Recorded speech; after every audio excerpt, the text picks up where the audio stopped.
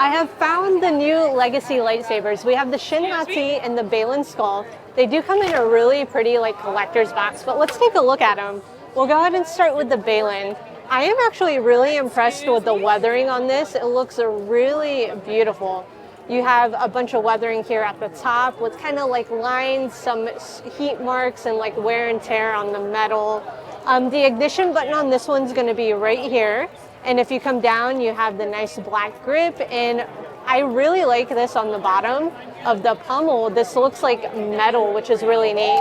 And a really pretty D-ring. What I'm really impressed by is the weight of this. It's very light. So if you wanted to take this to a lightsaber meetup, cosplay with it, carry it around Galaxy's Edge, it would be really comfortable with this. So really beautiful detailing. It is a little bit larger and bulky, but not horrible like some of the older ones. Let's take a look at the Shin though. And this one is my favorite.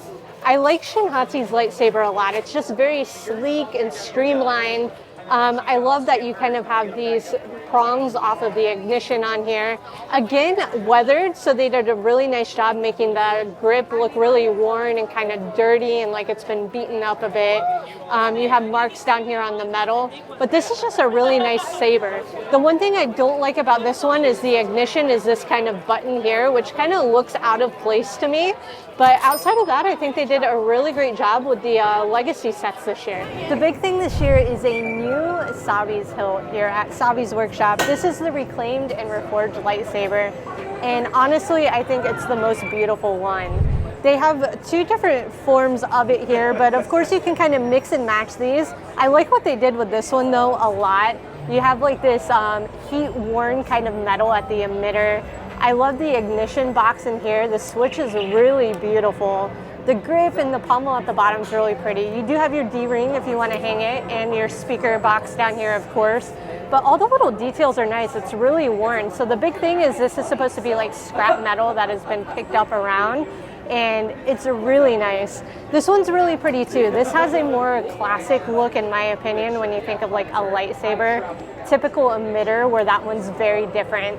I do like the little kind of knobs on the side, very Anakin-ish.